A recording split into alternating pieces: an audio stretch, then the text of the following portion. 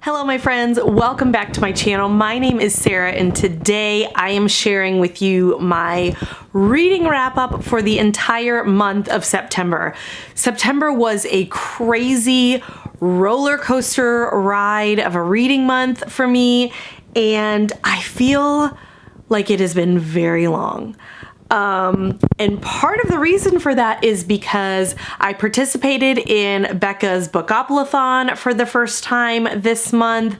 That is a readathon that is the entire month of September. So I did some rolls based on Becca's Bookopoly. I will try to remember to link my rolls video and my selection video down below. And then so I finished that readathon, and I also read a ton of other things and listened to a ton of other things this month. So we don't have any time. Today is actually the morning of September the 30th, so we are really and truly wrapping up this month, and I would love to be able to get this filmed and edited and posted for you today. I don't really know if that's gonna happen. Like I said, I'm filming this in the morning. I've got work today, and then I also have my real life book club tonight. So you may or may not be seeing this on September 30th or maybe October 1st, or I don't know when. But like I said, we don't have any time. Let's just get into the books. Overall, I read 16 books for the month of September. Really proud of that. I thought I was gonna squeeze in one more, but unfortunately I have been saddled with a pretty bad sinus headache for the last 3 or 4 days, and so I decided just to take it easy. I thought 16 was enough. 16 actually ties my record for August. So in August and September, each month I read 16 books. I did read about 150 more pages in the month of August, but I probably listened to more audiobooks in the month of September. So for the month of September, the physical pages that I read was 2,837. And then for hours listened for audiobooks, it's 62 and a half hours. Now, I don't typically track increments of hours like 10 minutes or 15 minutes and what have you, but I think I'm gonna start at least tracking half hours, because what I've done in the past up to this point is that I've just either rounded down or rounded up, but I feel like to get a more accurate picture, I think I am going to start rounding to the half hour. And so I think that's really going to give a better idea of truly how much reading I'm doing by audiobook. So that's what I'm gonna start from here, from here on out. But for this month, it was 62 and a half hours. And of those 16 books, 6 of them were print books, which I'm gonna show you here in just a minute. I read 1 ebook, which was on my Kindle, and I'm really gonna have to get better about that. I bought my Kindle for myself for my birthday last September, and I really thought I was going to be doing more reading on my Kindle. But the problem is I live in a small town, as I've mentioned, and right now I only have access to my small town library through Libby for audiobooks and for ebooks, and so the selection is not great. I have been considering whether I want to purchase a membership rather to one of the larger libraries. I know I can do, I think, a Houston public library membership, and then Brooklyn. I think I know a lot of people do the Brooklyn Public Library for $50 a year, but I think they're cutting down on out-of-state memberships, and so I don't think that's going to be available to me anymore. But I do live in Texas, so Houston should still be available. I just have such a huge physical TBR right now that I don't really feel like I should be paying for a membership for ebooks, Anyway, something to consider. Maybe I'll look into that in the new year and see if that's going to be something that I want to do for 2023. In the meantime, I read one audiobook, or I'm sorry, one ebook on my Kindle, and then 9 of those 16 books were actually in the form of audiobooks. So as I've said before, I drive a ton. I work outside of my home 4 days a week. So Monday through Thursday, I am driving to my office that is in Dallas. That's anywhere from an hour to an hour and a half drive one way. So that's minimum 2 hours in the car every single day.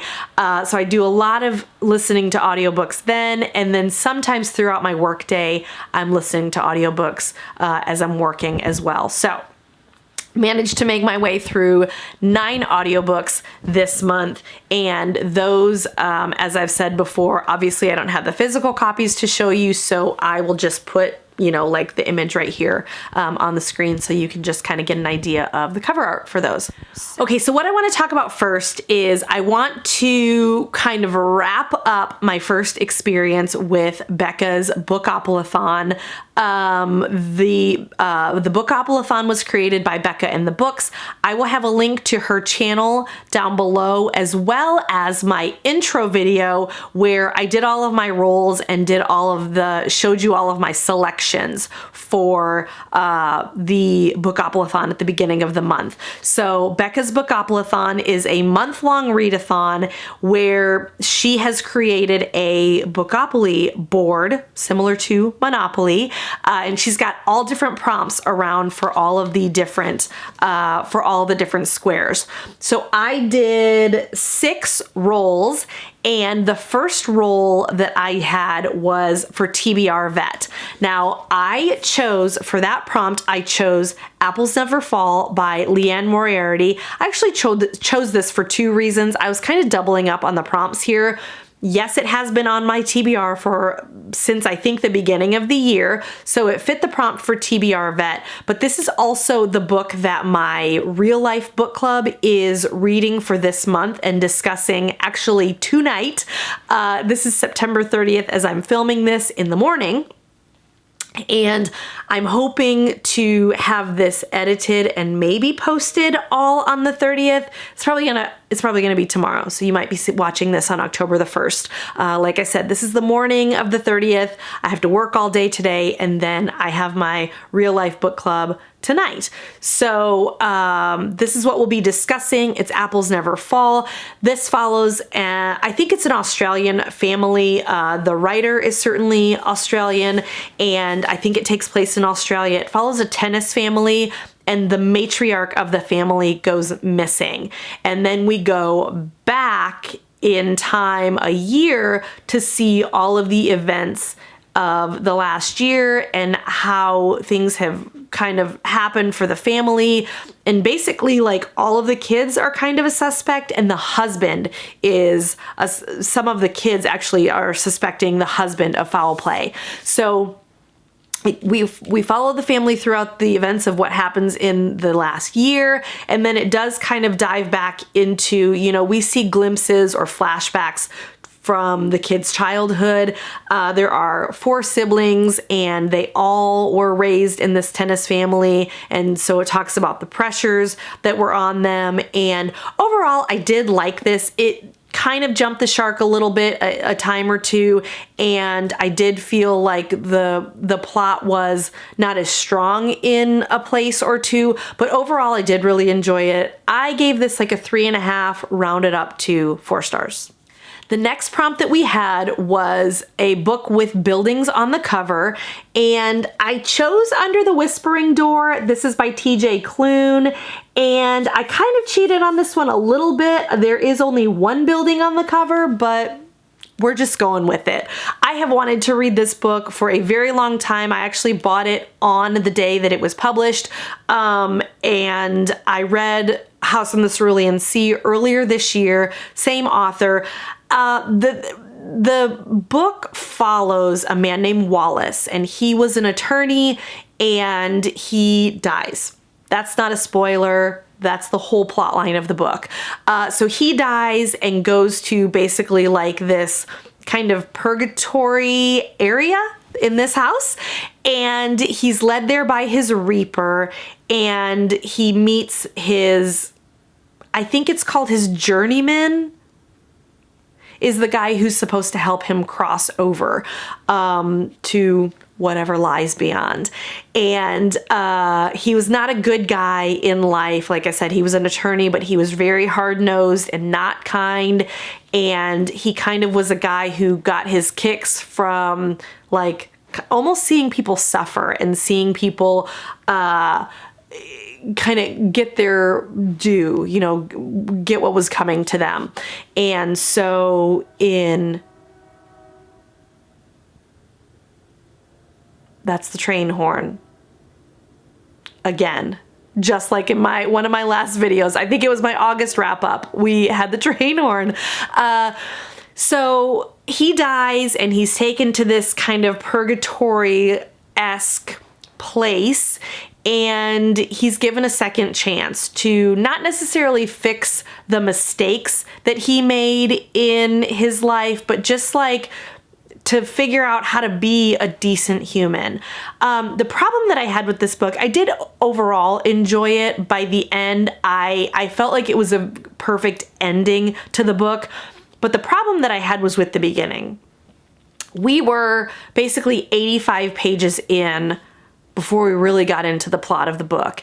And I found that with the Cerulean Sea as well. TJ Klune is an author who really likes to set the scene of the book. You know, there are authors who will kind of just bring you into a situation, and then as you're going throughout the book, you'll hear the backstory of, you know, well, this is why this is unfolding this way, or this is the history that such and such character has with this person who's just been introduced.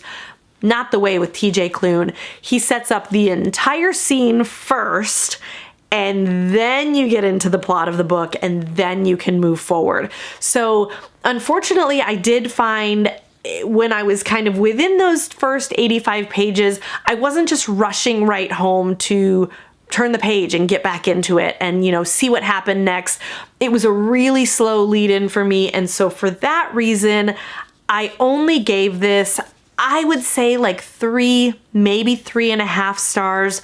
I've come to learn that I think this is just his writing style, but you know, I like a little bit more action in the beginning. Draw me in, get me excited about reading the book, and then you can kind of tell me the backstory. You know, that's just kind of what I'm learning that I enjoy.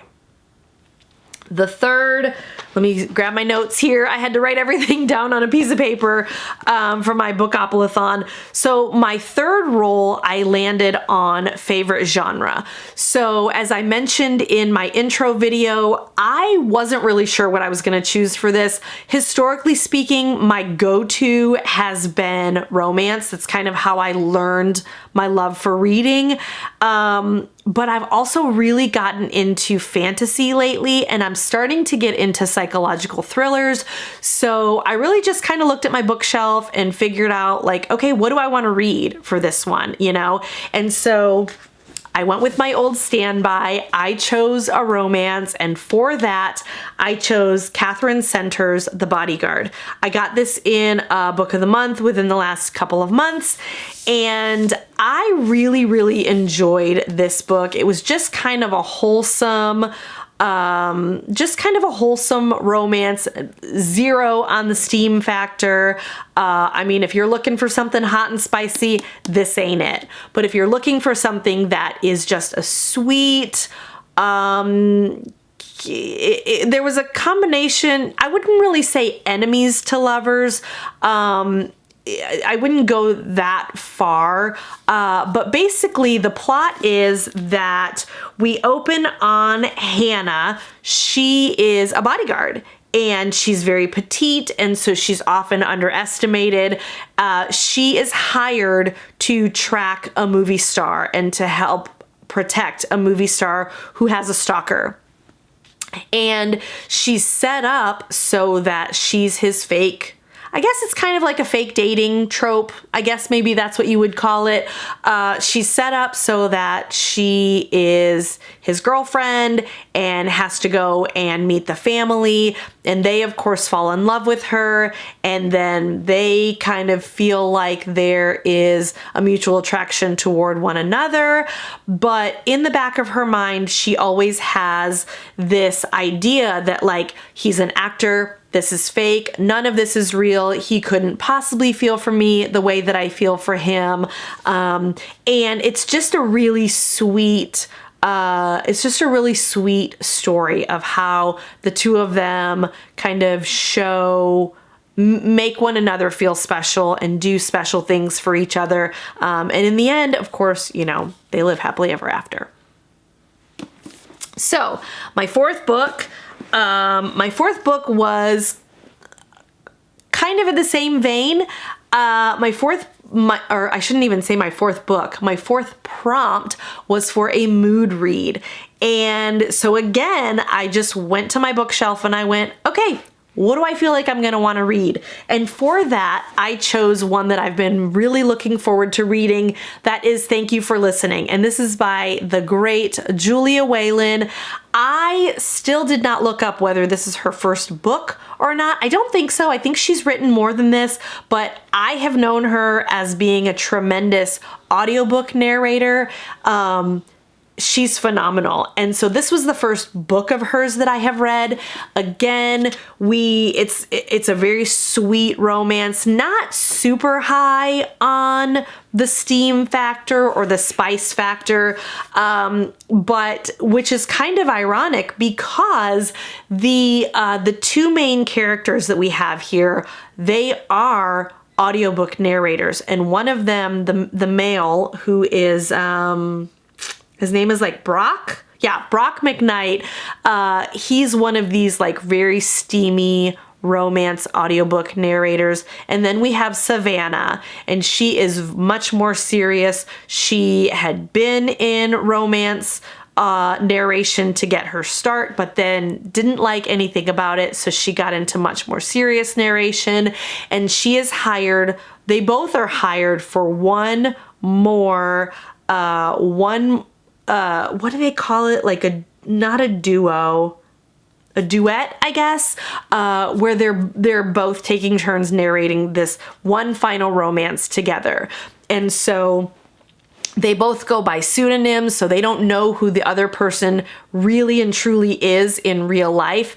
And so they come to, you know, have an interest in one another. But all the while, Savannah has had a little tryst before all of this happens, and she finds herself more and more thinking about this man that she had this basically one night stand with. She cannot get her mind off of this man, but at the same time, she's having this like kind of friendly exchange with Brock, the other audiobook narrator, and so she finds herself kind of torn between the two. And of course, again, they live happily ever after. It's fun to watch sort of the twists and turns and how everything resolves in this book. So really, really enjoyed this one. I gave this one a 4 stars. I have a hard time rating romances as 5 stars. Not that I don't think it takes any less work to write a romance, but, you know, for me, these are more of like guilty pleasures or just, you know, feel good reads. And so, you know, I would say 4.5 stars for this one. The writing was really excellent. The plot was really very good, and I enjoyed the way that she wrapped it up, but I just have such a hard time giving a 5 star, which would be like impeccable, outstanding, you know, just really, really tremendous. I have a hard time giving sort of a little bit more feel-good, fluffy read a 5 stars. So I'm going to give it a 4.5. I really liked this one. The 5th prompt that we had. Okay, so here's where I struggled, y'all. I felt like one thing that I discovered doing Bookopolython is that I am definitely a mood reader. And so I got to choose my mood read for this one, and that was really great because it was something that I just got to pick based on what I thought I was going to want to read. But I don't do well reading out of obligation. That's something that I've learned because I got to roll number 5, which I got a chance card. And so for the chance card, you just kind of, you jumbled up 16 books or 16 titles. I wrote them all in a list here. And Becca's challenge was pick 8 that you really want to read and then 8 that you're maybe not necessarily so excited to read. So I did that, and then I did a random number generator. And what I landed on was The Book of Two Ways by Jodi, I think it's Picoult or Picoult. Here's the problem that I had. I didn't love it. I got how many pages in? I got 34 pages in, guys, and I quit. I try not to read a lot of the reviews as I'm going in to a book because I want to make my own judgments. I don't want somebody else to decide for me what's going to be a high point or a low point or the strength of the the strength of the plot. I want to be able to make all of those decisions myself. So yeah, I like to watch Bookstagram and BookTube and see kind of what everyone else is reading, but I want to make my own decisions as far as how much I enjoy the book of its own merit. So I didn't read any reviews of this before I started reading it. I did, when I picked this up, I read, kind of the synopsis on the back, and I thought, oh, this sounds really interesting. It's about a woman who is in a plane crash, and she has to make a choice. When she survives the plane crash, when she disembarks the plane and is released, they say, we'll give you a plane ticket to anywhere. And so she can choose one of 2 places to go. She can choose to go back to her husband and her daughter and her home, but she doesn't have to. What she decides to do is she jumps on a plane and goes to Egypt, where there is a life and a lover that she left many years ago. I think it said like 12 years ago. I can't remember how long ago. Anyways, so she goes back to this life. And like I said, I only got 34 pages in. That sounds like a really intriguing plot, right? But by the time I got to this book, I was well into the month, and I already felt like I was reading some books out of obligation. Apples Never Fall, like I said, it was almost 500 pages, and I trudged through a lot of that. I had finished up Under the Whispering Door, which I trudged through a lot of because it just wasn't a really fast-moving plot. So when I got to The Book of Two Ways, I already was feeling a little bit slumpy. And it's very textbook, which is what I read in a lot of the comments. There's a lot of Egyptology, a lot of history and I don't know if that goes throughout the book or if it's just in the beginning, like I said, to kind of set the scene like TJ Klune does. But guys, I couldn't do it. I couldn't get into it. I could not force myself to read any more of this book. I wanted something that was going to be more lighthearted, that was going to be easier to get into, that was going to be a quicker read. And so I subbed out this book. I called an audible in the middle of the month, and I subbed that in for a library book that I had just checked out. And that was Neil Patrick Harris, Choose Your Own Autobiography. I thought this was going to be a quicker read. I thought it was going to be a little bit more entertaining because it is set up like a choose your own adventure book. And again, this is the library copy, so there's a glare on it. Sorry, can't do anything about it. This is Neil Patrick Harris autobiography. It is set up like you are the main character, you are NPH, and you are choosing how your life unfolds. This one was a 3.5 stars for me. The idea was amazing. I really liked the premise of it. I loved choose your own adventure books when I was a kid, but again, with the FOMO, I felt like by the time I got to the end, I had missed out on what I felt like were some really foundational elements of his life. So I ended up going back to the beginning and just reading it like a book. I read it as if there was no choose A or B or C or turn to page 394, 10 points to Gryffindor, if you get that reference. You know, I just ended up going back to the beginning and reading it as if it were a regular book, because I felt like there were some holes in how, if you followed the choose your own adventure part of it, you were going to miss a lot of his life. So this was like a 3.5, maybe a 4 for me. I feel like that's probably a harsh criticism of judging someone else's life story, but the idea, the premise was great for me. The execution fell a little bit flat. So that's what I have to say about that. The final prompt that I had for Bookopolython was a small book, ideally less than 300 pages. So for that, I chose Signs of Hope. And this is, the full title is Signs of Hope, How Small Acts of Love Can Change Your World. This is written by Amy Wolf. She is a TEDx speaker coach out of Portland. And I mentioned in my intro video, I have a personal connection to Amy. I did a TEDx talk, not a TEDx talk, sorry, a TED style talk. And she was my speaker coach. She was phenomenal. She was so incredibly real, and I loved my experience with her. She is a truth teller, so she tells it like it is, and she doesn't pull any punches.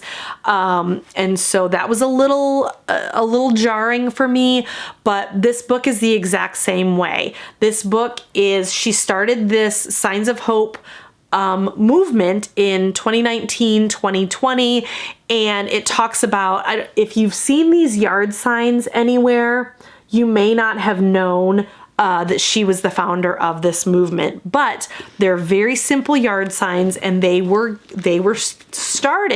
put out to give people hope. They say things like, you are enough, don't give up, you are not alone, and they're very simple signs. They now have keychains and wristbands and little business-sized cards that you can hand out and pass out to other people.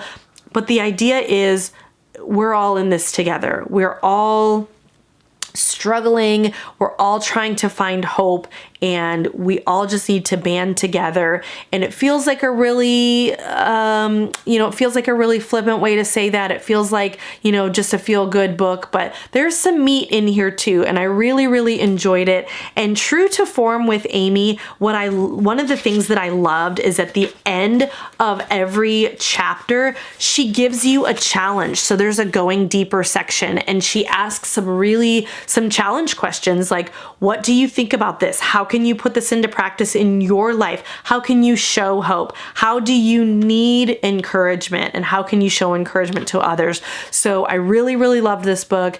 Like I said, aside from the personal connection, I really thought that it was a book that anyone who is desperate for hope or who wants to share hope can read. Definitely a very, very strong 4.5 stars from me. Okay, friends, so the next book that I read was the only ebook that I read on my Kindle for this month, and that was A Quart of Wings and Ruin. I get them all confused. A Quart of Wings and Ruin. This is the third book in the Court of Thorns and Roses series by Sarah J. Maas. I really, really liked this one. I actually gave it a 4.5 stars.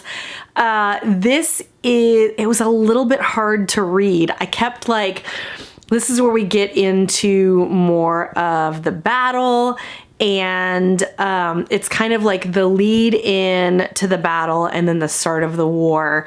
I was really nervous to read this one because the characters are really growing on me, and I was afraid that we were going to lose some of them. And so I found that I was kind of putting it off a little bit to not read because I was afraid of what was going to happen next.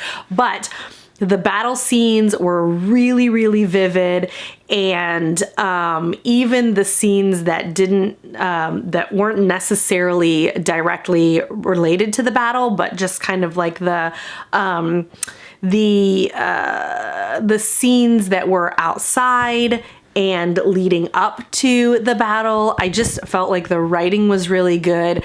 And I have said, I think last month or the last couple of months, I've read the first 2 books in A Quart of Thorns and Roses series. And one thing that I like about these books is that Sarah J. Maas, obviously she's crazy popular, but I like that the books are so accessible. Sometimes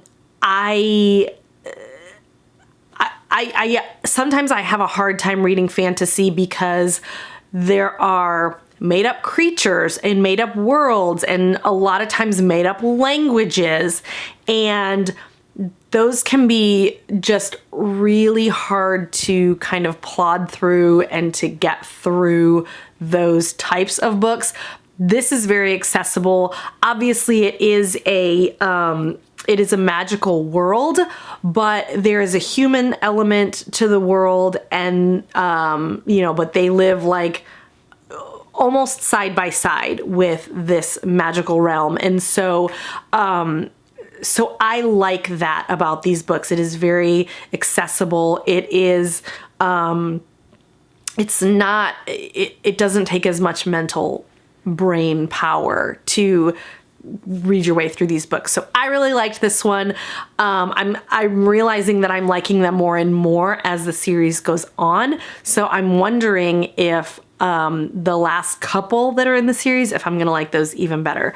But it does still make me nervous because I still don't know what is going to happen and if all of our friends are going to survive. So that makes me nervous.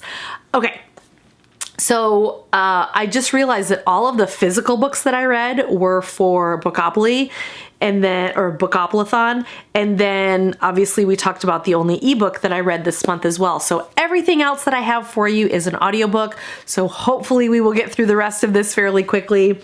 I'm sorry, y'all, when I start talking about books, I just can go on and on and on. Okay, so the first audiobook that I listened to this month was The Girl on the Train. This is about a girl who rides the train every single day, and she, as the train is kind of going through town, she sees she looks into the neighborhood that is beside the train tracks, and she makes up she happens to see a couple that lives in a home, and she makes up this entire world and this entire story about this couple. And then the woman goes missing, and she takes it upon herself. She's got a little bit of a screw loose, but she takes it upon herself to find out what happened to this woman. And she ends up getting herself into trouble. And so there's all sorts of missteps that happen, but she does ultimately end up solving the mystery of what happened to the woman. So it was really, really interesting. Again, I did listen to it on audiobook, and I listened at 1.5 speed. So what I like about that, and I listen to everything at 1.5 speed, but when I'm listening to thrillers like this and the narrator, their voice starts to speed up, and I've already got it on 1.5 speed, and so I just feel like that it builds up the anticipation even more because I'm already listening to it faster, and then they start to accelerate and get excited, and so this one ended up being a really fun experience. I did give this one 4 stars. The next, let's see. Okay, so then the next audiobook that I listened to was The Woman in Cabin 10. This was by Ruth Ware, and this one I really, really liked, but I did have a problem. This is about, we follow our main character, I can't remember what her name is, but she's a travel blogger, essentially, or like a travel journalist, and she ends up getting to go on this cruise. It's a brand new, like super, super exclusive cruise line for like only the most wealthy. And she, her editor was supposed to go, but she ends up getting to go instead. And so so something happens on board. She thinks she's a witness to a murder, but nobody will believe her. And I gave this one a 3.5 stars. There were a few things that I did not like about this. And I do like Ruth Ware, but I always find there's some way or another that she seems to just kind of go off on tangents, or maybe lose the plot a little bit.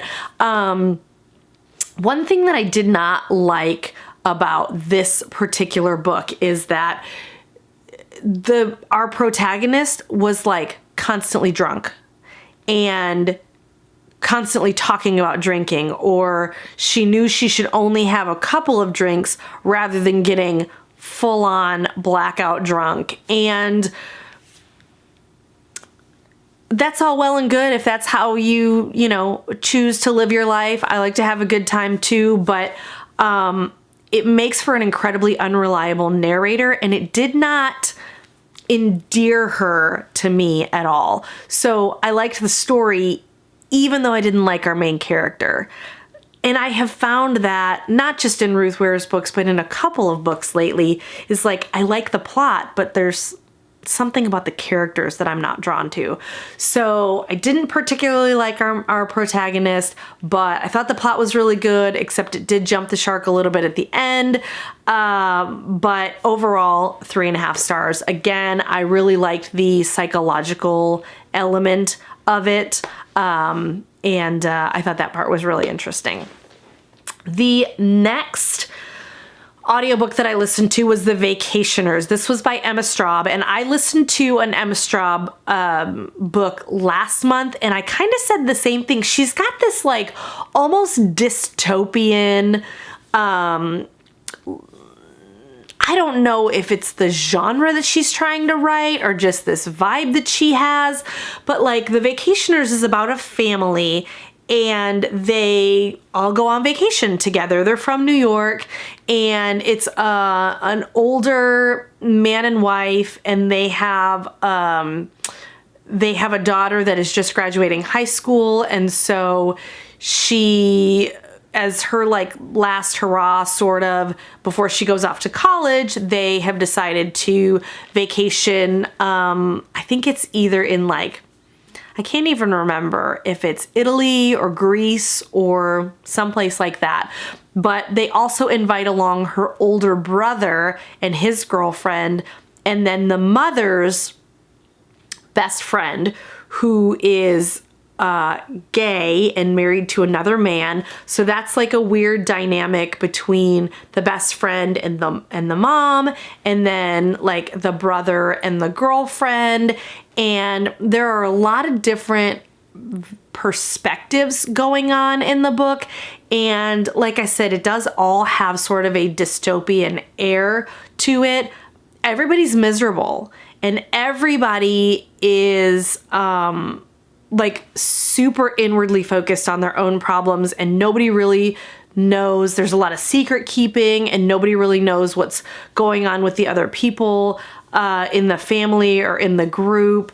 And it was just okay for me. I gave this one a 3 stars. I'm kind of 0 for 2 now on Emma Straub. I really just listened to it because it came up on Libby as available, and so I listened to it. It was just okay. Certainly not something that I would recommend. Not a light-hearted vacation kind of a book. The next book that I listened to was Something in the Water, and this was by Catherine Steadman. I did not realize that. Catherine Steadman is an actress. She is an author. I just ordered her newest book in my book of the month that should be here in a few days. So I'm really excited to read that one after I listen to Something in the Water. Again, not a lighthearted vacation read, but this one was much better done than The Vacationers, according to me. This one I gave 4 stars. We follow, I cannot remember our protagonist's name. I'm the worst at that, guys. Sorry. But anyways, we follow a husband and a wife. It's all told from the wife's perspective, But she's engaged to be married, and we open up just a little bit before the wedding when her fiance loses his job. And so they had this huge wedding planned, tons of money they were going to spend. They were going to vacation for like weeks in Bora Bora. And so it was going to cost them a ton of money. Well, he gets super freaked out. They cut their honeymoon down, and they basically like make their wedding really, really super small because he's super paranoid about money.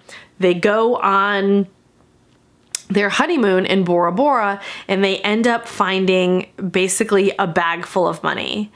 And it completely changes who they are as people. It completely changes who they are as a couple.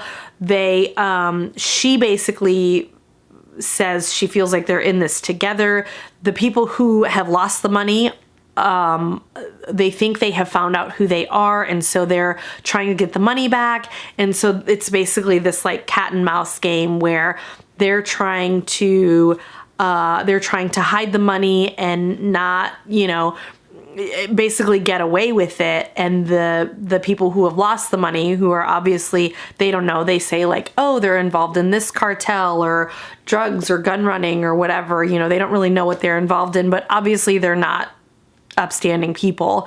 And so they're kind of running from them and trying to use this money.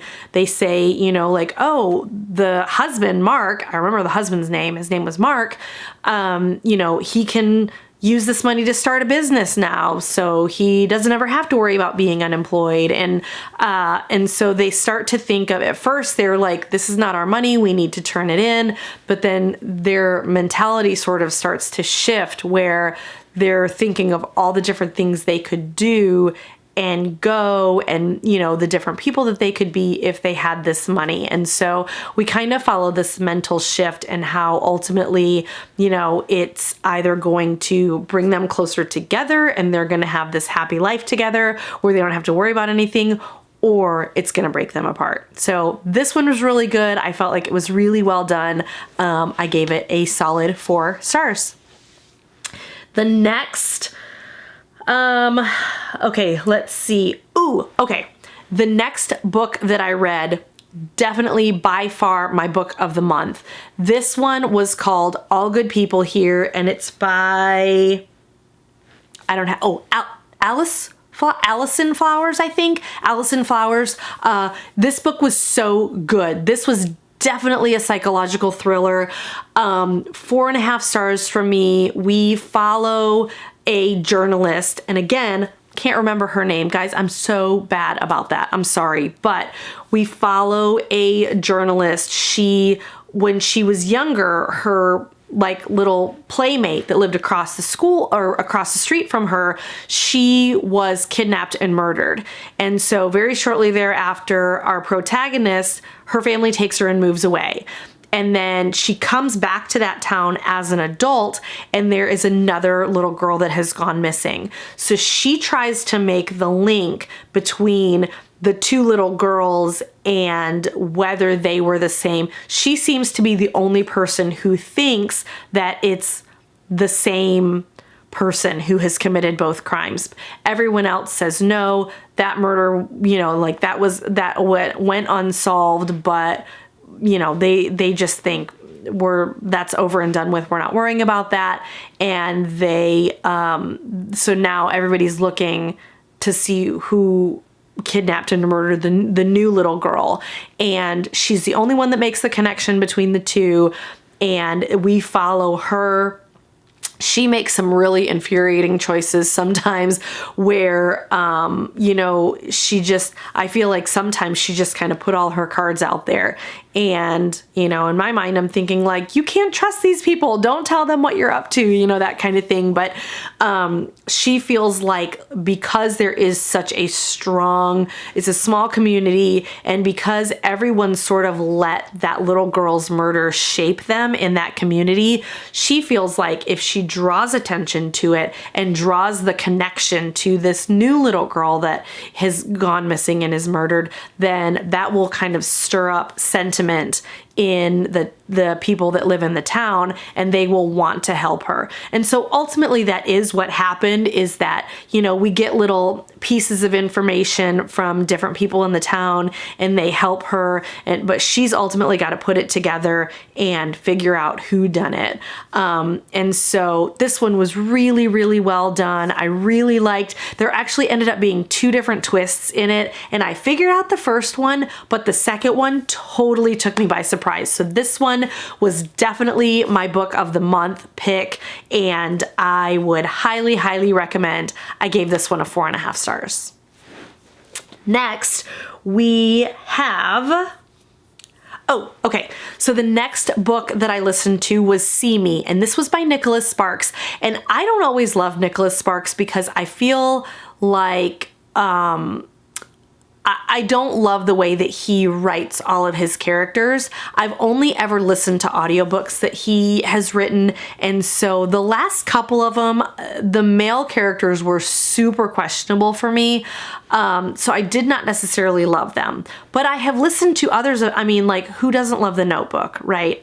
So you know he can do good stuff. I don't even know if that grammatically was correct, but anyways, you know he can write a good romance or contemporary or whatever you want to call it. So See Me, I gave 4 stars. We follow 2 different people. One of them is the woman, Maria, is a cop. Or sorry, not a cop, she's an attorney, and she is a Mexican immigrant, or her parents were Mexican immigrants, and so she worked really hard, had to put herself through college, put herself through law school, and then she ended up at the DA's office and then left there and is now working for a private law firm. She is helped one night on the side of the road by Colin, who is that like classic bad boy. He's had some trouble with the law in his past, and he's an MMA fighter, but he's trying to like get on the straight and narrow. And so they're from 2 completely different worlds, and they have this run-in, like I said, on the side of the road one night where he helps her change a tire, and she is super scared of him and thinks, you know, like, oh, this is a bad guy. And later on, they are set up kind of like on a blind date. And so while they both are very apprehensive initially, they start spending time together, and they find they have a lot in common, and they really start to enjoy one another's company. And so someone ends up stalking Maria, and Colin helps her, kind of helps her solve the mystery and figure out who it is. And it turns very, very dangerous at the end. It's like this crazy ending to the story, but this one ended really, really good. In the beginning and in the middle, it was kind of just a sweet story of, 2 people from different sides of the tracks meeting and falling in love. And then at the end, it was like, out of nowhere, it became this like crazy stalker situation, and he had to help her. And so it was really, really good. This one was a very strong 4 stars for me.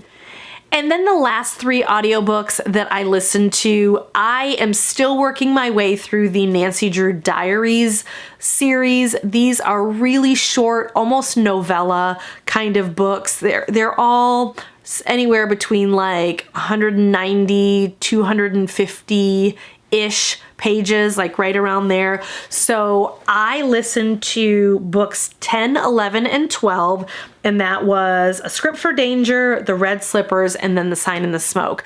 So A Script for Danger is, I don't even remember the plot of that one. Apparently it was like way in the beginning of the month. So I will find it on my phone. Oh, That's right. Okay, now I remember. So there is there's a film crew that comes to River Heights, which is where Nancy Drew lives, and they're filming basically like a small indie film, and all these different things start happening on the set, and Nancy, of course, has to solve the mystery and figure out who is trying to sabotage the production. In The Red Slippers, there is a ballerina that comes to town, a ballet company that comes to town, and one of the girls used to live in the town and take dance lessons with Nancy, and she too is being sabotaged. The production is being sabotaged, and so she has to figure out, is this something that is against the producer, or is it against just this one dancer? What's the deal here, and why are they trying to sabotage the show? And then the 12th one is The Sign in the Smoke. This is where Nancy, Bess, and George go to summer camp as counselors, and there is an accident that happened 5 years ago at the camp, and a girl almost drowned, and so the camp was closed for 5 years.